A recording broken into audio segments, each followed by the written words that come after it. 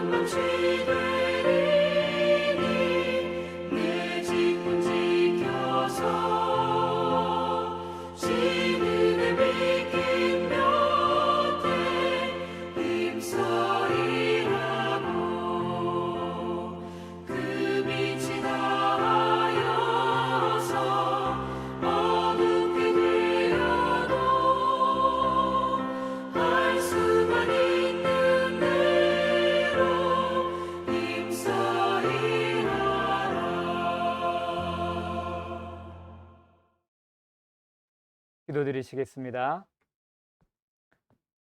아버지 하나님, 11월 새로운 달의 첫날 수요일을 저희들에게 선물로 주시고 아침부터 이 시간까지 저희들의 삶의 자리에 함께해 주신 은혜를 인해서 감사를 드립니다.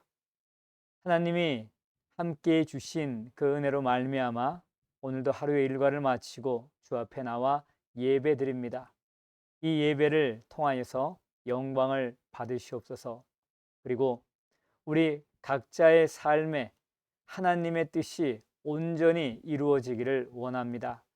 오늘 말씀을 통하여 하나님의 뜻을 분별하고 또 어떻게 사는 것이 하나님의 자녀로서 지혜로운 삶인지를 바로 알아 그 삶을 살아갈 수 있는 저희들 되게 하여 주옵소서.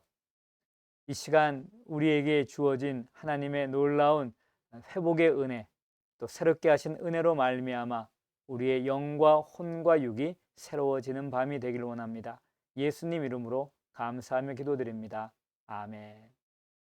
이 시간 받을 하나님의 말씀입니다. 이제 에베소 말씀을 마쳤고요. 다시 잠언 말씀으로 돌아옵니다. 한 달 내내 잠언 말씀을 보는 건 아니에요. 지난번처럼 또 잠언 말씀 보다가 또 다른 구약 성경 스바자서를 살펴보고요. 그리고 나서 다시 또 12월 달 가서 나머지 부분 잠언을 보게 됩니다. 오늘은 잠언 10장 1절부터 16절까지의 말씀 함께 받겠습니다. 제10장 솔로몬의 잠언이라. 지혜로운 아들은 아비를 기쁘게 하거니와 미련한 아들은 어미의 근심이니라. 불의의 재물은 무익하여도 공의는 죽음에서 건지느니라. 여호와께서 의인의 영혼은 줄이지 않게 하시나 악인의 소욕은 물리치시느니라. 손을 게으르게 놀리는 자는 가난하게 되고 손이 부지런한 자는 부하게 되느니라. 여름에 거두는 자는 지혜로운 아들이나 추수 때에 자는 자는 부끄러움을 끼치는 아들이니라. 의인의 머리에는 복이 임하나 악인의 입은 독을 머금었느니라. 의인을 기념할 때에는 칭찬하거니와 악인의 이름은 썩게 되느니라. 마음이 지혜로운 자는 계명을 받거니와 입이 미련한 자는 멸망하리라. 바른 길로 행하는 자는 걸음이 평안하려니와 굽은 길로 행하는 자는 드러나리라. 눈짓하는 자는 근심을 끼치고 입이 미련한 자는 멸망하느니라. 의인의 입은 생명의 샘이라도 악인의 입은 독을 머금었느니라. 미움은 다툼을 일으켜도 사랑은 모든 허물을 가리느니라.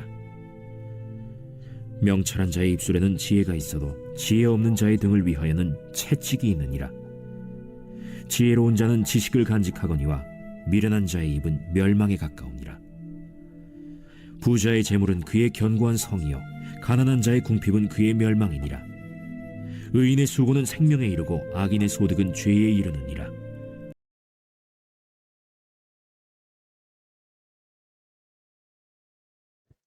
이 시간 우리가 받은 이 잠언서 10장의 말씀은 새로운 이제 형식으로 시작이 되는 내용이고요. 잠언 1장 1절과 마찬가지로 솔로몬의 잠언이라고 하는 그 표제로 이제 시작이 되는 것입니다. 그런데 우리가 1장부터 9장까지 이렇게 봤을 때는 그것은 지혜를 의인화해서 이제 아버지가 아들에게, 지혜의 교사가 아들에게 말씀을 가르쳐주는, 지혜를 가르쳐주는 내용인데 지혜의 시 형태로 돼 있어요. 근데 오늘 말씀은 여러분이 읽었겠지만은 이제 잠언에 나오는 그 격언의 여러 가지 말씀처럼 딱딱딱 이렇게 끊어져서 나오는 건데요. 사실 그 내용이 어떻게 보면은 불규칙하게 무슨 아무런 체계도 없이 그냥 쭉 잠언을 나열해 놓은 것처럼 보이긴 합니다. 그러나 사실은 또 그 안에 이렇게 보면은 우리가 또 연결점을 찾으려면 찾아볼 수는 있어요.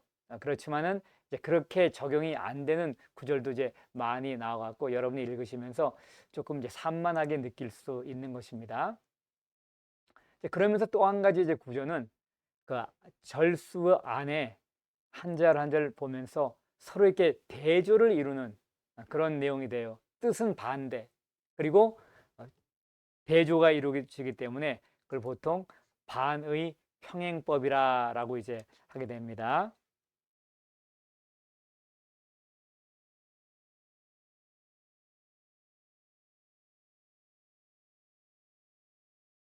그래서 서로에게 대조가 되는 거예요. 그러니까 지금 한번 이제 1절부터 보시면은 그 말이 무슨 말인지 아실 것입니다. 자, 조금 무질서하게 나열된 잠언의 내용 같지만은 그래도 그 안에서 우리가 한번 어떠한 교훈을 발견할 수 있는 건지 또 무엇이 전체에 흐르고 있는 주제인지 한번 살펴보면서 말씀을 조금 구체적으로 보겠습니다. 1절부터 이제 보십니다. 제가 아까 화면을 켜놓지 않고 칠판을 켜놓지 않고 해서 무슨 말인지 모르시겠는데요. 반의 평행법, 뜻이 대조되는 거예요. 그리고 평행이 된다. 무슨 말인가 하면은 자, 솔로몬의 잠언이라 한 다음에 지혜로운 아들은 아비를 기쁘게 하거니와 미련한 아들은 어미의 근심이라. 지혜하고 미련하고 대조가 되고요. 또 기쁨하고 근심이 대조가 되는 거예요. 아비와 어미, 이거는 이제 부모를 나타내는 건데 동일한 단어를 반복하지 않으라고 그냥 이렇게 쓴 거죠. 지혜로운 아들은 아비를 기쁘게 하거니와 미련한 아들은 어미의 근심이 된다. 그게 이제 이게 형식이 된다라고 하는 거예요. 그래서 반의 평행법으로 되어 있다라고 하는 거고요. 솔로몬의 잠언이라고 이제 시작이 됐는데요. 구절 다시 한번 제가 보여드리면요. 잠언 1장 1절 시작이 뭐죠? 다윗의 아들 이스라엘 왕 솔로몬의 잠언이라고 하면서 지혜의 시가 등장하죠.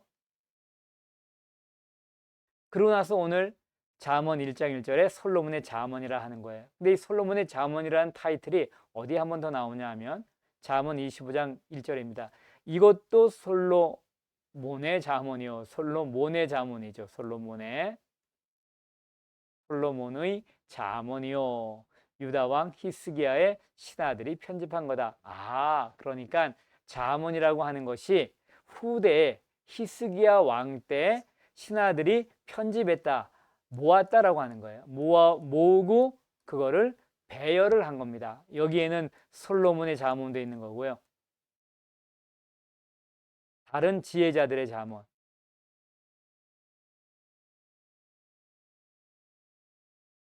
이런 것들이 모아졌다라고 하는 거예요. 자, 그러면 이게 시기적으로 어느 정도 차이가 나는가? 솔로몬이 통치할 때가 10세기 말이죠.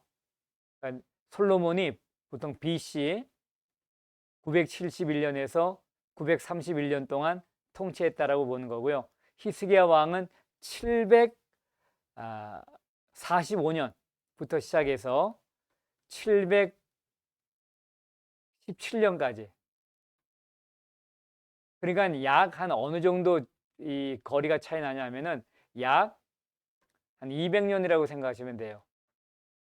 약 200년 후대에 그동안 쭉 내려왔던 이 잠언, 지혜의 말씀, 그런 것들을 이쪽에 와서 편집을 한 거예요. 그 내용이 이제 나오는 거고요. 그렇다면 이제 솔로몬의 잠언이라고 끝난 것이 어딘가 하면은 그 솔로몬의 잠언 끝나는 게 여기에서부터 22장 16절입니다. 그리고 17절부터는 이제 다른 내용이 나오게 되는 거고요. 다시 이제 그러고 나서 25장 1절에 이것도 솔로몬의 잠언이라 하고 나서 29장에서 이제 새로운 내용이 나오게 되는 거죠. 자, 이게 이제 전체 구조입니다. 그리고 형식적으로는 반이 평행법으로 되어 있다. 자, 그런데 제가 이제 오늘 제목 이거 잡기가 좀 쉽지가 않아요. 하나하나 어떤 주제를 갖고 내용을 하려니까 전체 커버하기가 힘들어서 지혜로운 아들과 미련한 아들의 대조라고 잡았어요. 지혜로운 아들과 미련한 아들의 대조입니다. 자, 왜 여기서 또 아들에 대해서 얘기하는 것처럼 나옵니까? 잠언 1장부터 9장까지가 아들에게 주는 교훈으로 나왔잖아요. 아들아 라고 하면서. 그래서 아마 시작을 이렇게 하면서 이게 이제 연결된 말씀이다 라고 볼 수가 있는 거예요. 지혜에 대한 서론적인 얘기, 지혜의 시로 지혜가 이런 것이니 네가 지혜를 사모해라. 다른 것보다 먼저 지혜를 구하라. 그리고 여호와를 경외하는 것이 지혜의 근본이다. 그런 말을 한 다음에 그러면 구체적으로 지혜롭게 사는 것이 어떤 삶인가 하는 것을 여기서 이야기했다라고 볼 수가 있는 거예요.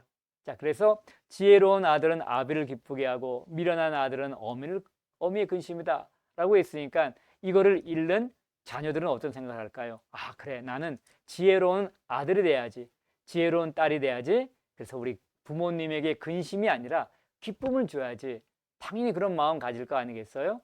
그래서 이제 이 말씀을 더 읽고 묵상하고 적용할 수가 있는 것이죠. 자, 그렇다면 지혜로운 아들은 어떤 삶을 살고 미련한 아들은 어떤 삶을 살까요?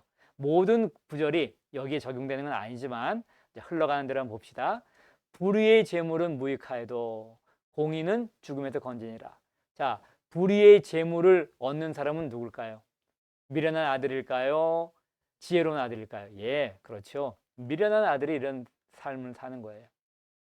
불의의 재물, 이것은 무익하다라고 하는 거예요. 돈은 중요합니다. 재물이 얼만큼 중요하냐 하는 얘기는 나중에 보면 15절에 설명이 되어 있어요. 부자의 재물은 그의 견고한 성이라 할 정도로 재물은 중요해요. 그러나 그 재물을 어떻게 모았는가 하는 것도 중요하죠. 불의의 재물이라 그러면 아무것도 아니다라고 하는 거예요. 그런데 공의는 의로운 것이죠. 죽음에서 건져내니라. 그러면 공의를 행하는 사람은 누굴까요? 예, 지혜로운 아들이죠. 불의로 재물을 얻을 수 있을 기회가 있는데 그거를 기회를 취하지 않는 거예요. 오히려 공의로운 삶을 취하는 겁니다. 그래서 생명에 이른다라고 하는 거예요. 그러니까 생명에 이른다라고 하는 것을 죽음에서 건진받겠다라고 얘기를 하는 겁니다. 자, 여호와께서 의인의 영혼은 줄이지 않게 하시나 악인의 소욕은 물리친다. 지혜로운 아들은 어떠한 영혼을 갖고 살아요? 당연히 의인의 영혼을 갖고 살죠. 이거 지혜로운 아들입니다. 그렇다면 미련한 아들은요? 악인의 삶을 살고요. 악인의 소욕을 갖는 거죠. 근데 하나님이 그거를 물리치신다라고 얘기를 하시는 거예요. 그럼 우린 당연히 지혜로운 아들로 살아가면서 불의를 쫓아가는 것이 아니죠. 공의를 쫓아가고 의롭게 살아야 한다라고 하는 겁니다. 자, 손을 게으르게 놀리는 자, 누가 손을 게으르게 놀릴까요? 미련한 자죠. 가난하게 되고 손을 부지런히 하는 자는 어떻게 됩니까? 부하게 됩니다. 그래서 지혜로운 아들은 어떻게 살아야 돼요? 부지런하게 살아야 된다. 이걸 보면서 야, 그래, 내가 게으름 피면 안 되지, 부지런해야지 라고 하는 거예요. 그리고 이것은 또한 일반적으로도 볼 수 있죠. 이 세상을 관찰해 보니까 솔로몬이 손을 게으르게 게으르면 가난하게 되고 부지런하면 부하게 된다. 물론 모든 부지런한 사람이 다 부하게 되는 건 아니죠. 일반적으로 얘기해서 이렇다 하는 얘기입니다. 자, 여름에 거두는 자는 지혜로운 아들. 다시 지혜가 등장합니다. 여름에 거둔다. 이때 여름에도 거둘 게가 있는 거죠. 그래서 거두는 거예요. 그런데 추수 때 자는 사람이 있어요. 그건 누구예요? 부끄러움을 끼치는 아들인데 이건 미련한 자죠. 아까 게으른 사람은요. 미련한 아들. 추수 때 여름에도 거두는 사람은 누구예요? 지혜로운 아들이죠. 자, 이렇게 부지런함에 관련된 교훈이 이제 나온 거예요. 의인의 머리. 지혜로운 사람은 의롭게 살죠. 의인의 머리에는 뭐가 임해요? 복이 임해요. 근데 악인의 입. 이건 뭐예요? 미련한 사람이죠. 미련한 아들이죠. 독을 머물렀어요. 이 독은 어떻게 돼요? 이 독이 여기서 확 나와요. 이 독이 나와요. 그래서 어떻게 돼요? 사람들을 해하는 거예요. 그런데 한번 생각해 보세요. 독을 먹으면 이 사람은 어떨까요? 자기도 해하게 되죠. 자기도. 결국 자기도 해하게 돼요. 근데 의인에게는 복이 임한다. 독은요. 많은 사람에게 다 뭐를 해요? 해를 끼치는 거예요. 해. 자, 의인을 기념할 때는 칭찬하거니와 악인의 이름은 썩게 된다. 의인의 이름을 기념할 때는 칭찬한다. 여러분 그렇다면 어떤 삶을 살아야 될까요? 악인의 이름으로 기억되실래요? 의인의 이름으로 기록되실래요? 지혜로운 사람은 의로운 삶을 살아 의인의 이름으로 당연히 기록되죠. 마음이 지혜로운 자는 또 지혜가 나오죠. 계명을 받거니와 입이 미련한 자는 멸망한다. 입 얘기가 아까 나왔네요. 아까는 독을 품었다고 했는데 미련한 말을 쏟는 거예요. 그건 남을 굉장히 해치는 그런 말은 아니라 할지언정 미련한 말 결국은 멸망을 하게 된다라고 얘기를 하는 것입니다. 16절까지 가기 때문에 제가 빨리빨리 지금 살펴보고 가는 거예요. 바른 길을 행하는 자, 누가 이 바른 길을 행할까요? 지혜로운 아들이겠죠. 그 걸음이 어떻게 돼요? 평안해요. 굽은 길로 행하는 자, 이건 미련한 자죠. 미련한 아들입니다. 드러난다. 자기로서는 다 감춰졌고 다른 사람이 모르는 것 같지만은 그러나 다시 다 드러나게 된다라고 하는 겁니다. 눈짓하는 자는 근심을 끼치고 입이 미련한 자는 멸망한다. 요건 약간 이제 구조가 다른 건데요. 앞에하고는 약간 이제 이게 좀 달라지죠. 눈짓 형식이요. 눈짓하는 자 이거는 아주 간교하게 또 안에는 그 나쁜 뜻을 품으면서 겉으로는 아주 그냥 좋게 해주는 것처럼 그러면서 다른 사람을 홀리거나 다른 사람을 속이거나 하는 거죠. 눈짓하는 자는 근심을 끼치고 입이 미련한 자는 멸망하느니라. 이미 앞에서도 나온 얘기죠. 의인의 입, 지혜로운 사람은 의롭게 살고요. 그 입도 옳은 말을 하고요. 바른 말을 하고 살린 말을 합니다. 그래서 생명의 샘이 돼요. 그리고 악인의 입은 독을 머금었다. 이미 아까 입 얘기한 겁니다. 여러분, 어떤 입을 가지고 싶으세요? 이 입에서 나오는데 생명, 생명, 생명. 그래서 살리는 말이 나온 입을 갖고 싶으세요? 아니면은 쏟아냈다 하면은 미련한 소리, 그리고 독이 나와요. 이건 죽음이죠. 우리는 지혜로운 사람으로서 그 입에서 생명의 말, 살리고 격려하고 세우고 위로하고 어떨 때는 교훈하고 책망도 할 수 있죠. 이게 바로 생명의 셈이 되는 겁니다. 자, 여긴 좀 조금 다른 이제 또 형식이죠. 미움은 다툼을 일으켜도 사랑은 모든 허물을 가리우느니라. 이게 참 자원에서 귀한 말씀이죠. 이런 거 이렇게 딱 써붙여 놓으면요, 사람들이 굉장히 좋아해요. 이 말씀 같은 경우 어디서 저게 나온 말씀이지? 저런 말씀 누가 했나? 라고 하는 건데요, 잠언에 나온 말씀이고요, 솔로몬이 한 얘기죠.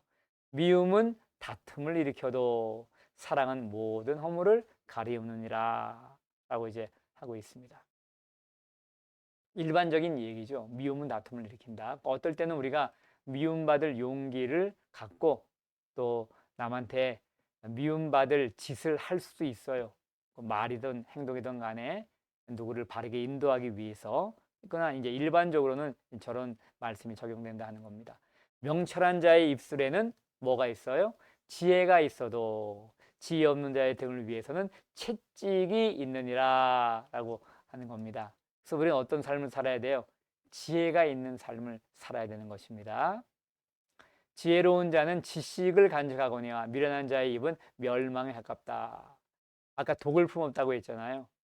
자기 스스로도 죽는 겁니다. 남도 멸망을 시키고요. 지혜로운 자는 지식을 간직한다라고 되어 있습니다. 부자의 재물은 그의 경관성이요, 가난한 자의 궁핍은 그의 멸망이라. 자, 여기 봅시다. 부자의 재물은 그의 견관성이라. 일반적으로 얘기할 때 그렇다는 얘기예요. 그러니까 이게 부의 유익을 얘기하는 거죠. 재물의 유익. 재물에 어떤 유익이 있어요. 그러나 재물은 유익만 있는 건 아니죠. 이 재물 때문에 사람이 망쳐질 수도 있고요, 교만해질 수도 있고요, 재물 때문에 하나님을 의지하지 않고 재물을 의지할 수가 있어요. 그러나 이것은 일반적으로 얘기했을 때 재물에게 이런 유익한 점이 있다는 얘기입니다. 견고한 성으로 자기를 보호할 수가 있다라고 하는 겁니다. 근데 가난한 자의 궁핍은 돈이 없어 봐요. 그의 멸망이니라. 얼마나 힘들어요. 그러나 의롭게 가난할 수가 있어요. 우리가 의를 선택하기 위해서 가난할 수가 있습니다. 거룩하기 위해서 가난할 수가 있어요. 그런 궁핍은 우리가 참아낼 수 있고요, 그 다음에 그 궁핍 가운데 하나님은 만족할 수 있는 삶을 줍니다. 그러나 일반적으로 지금 얘기해서 부라고 하는 것은 나쁜 게 아니라고 하는 얘기죠. 잠언은 부를 나쁘게 보지 않습니다. 재물에 유익이 있어요. 가난한 자는 궁핍은 그의 멸망이라. 이걸 보면서 그렇지, 가난하면 고생이지, 가난하면 고생이야, 그러면서 부지런해서 지혜롭게 살아서 재물을 모으자. 펑펑 쓰지 않고 아껴 쓰면 되는 거 아니겠어요? 미련한 자는 어떻게 살아요? 펑펑 쓰면서 지금 당장 먹고 즐기자 하죠. 그러나 지혜로운 사람은 어떻게 돼요? 나중을 위해, 어려운 때를 위해 저축하고 아끼죠. 자, 그런데 마지막 절이 특별합니다. 그렇다면 그냥 무조건 재물을 모아야 되는가? 아닙니다. 의인의 수고는 생명에 이르고 악인의 소득은 죄에 이르느니라. 자, 이게 어떻게 보면은 그냥 뚝 떨어진 말씀으로 생각할 수 있지만은 앞하고 연결시킬 수도 있어요. 두 가지 우리가 생각할 수가 있습니다. 재물 중요해요. 이 소득이, 악인의 소득 나왔으니까. 그러면 어떻게 모을 것인가요? 두 번째, 어떻게 쓸 것인가? 어떤 재물은 죄가 될 수 있어요. 그건 잘못 모아서 죄가 되고 잘못 써서 죄가 되는 거죠. 그런데 의인의 수고해서 얻는 게 뭐예요? 수고해서 소득을 얻는 거죠. 수고해서 재물을 얻는 겁니다. 생명에 이르게 돼요. 자기도 살리고 남도 살리는 거예요. 의롭게 벌어서 의롭게 쓰는 거예요. 그래서 앞에 재물이 중요하다라고 했는데 그럼 그 재물을 어떻게 사용할 것인가? 이렇게 사용합니다. 의롭게 사용해서 자기도 살고 남도 살리고 의롭게 모아서 의롭게 사용할 수가 있는 거죠. 이게 바로 지혜로운 아들의 삶입니다. 오늘 말씀 여기까지 나누겠습니다. 기도합니다. 아버지 하나님, 오늘 잠언 10장을 이제 시작했는데요. 1절부터 16절까지 다양한 교훈의 말씀이 있었습니다. 근데 우리가 그 말씀을 지금 짧은 시간에 하나하나 간단하게 살펴봤는데 우리 마음 가운데 나는 정말 지혜로운 삶을 살아야 되겠다. 그래서 의로운 삶, 의롭게 살고 정직하게 살고 그리고 부지런하게 살고 남을 도와주는 삶을 살고 그래서 하나님께 영광을 돌리고 다른 사람들에게 유익한 삶을 살아야 되겠다라고 하는 마음이 우리 마음 가운데 새겨지게 도와주시옵소서. 주님께서 우리에게 새로운 생명을 주시고 또 오늘 하루도 이렇게 살 수 있도록 하신 것은 나만 잘 먹고 잘 살려고 하는 것이 아닙니다. 선한 일을 위해 우리를 구원하시고 선한 일을 위해 우리를 사용하시길 원하오니 주님의 손과 발과 입과 눈이 되어 주님이 원하시는 그 일에 주의 사랑과 주의 은혜, 주의 공의를 펼치는 지혜로운 삶 살게 하옵소서. 예수님 이름으로 감사하며 기도드립니다. 아멘. 여러분, 오늘 공동체 성경 읽기 하셨나요? 오늘로선 누가복음은 이제 저희가 다 합니다. 그래서 만약 여러분 읽지 않으셨다면 오늘 꼭 공동체 성경 읽기 하시고요.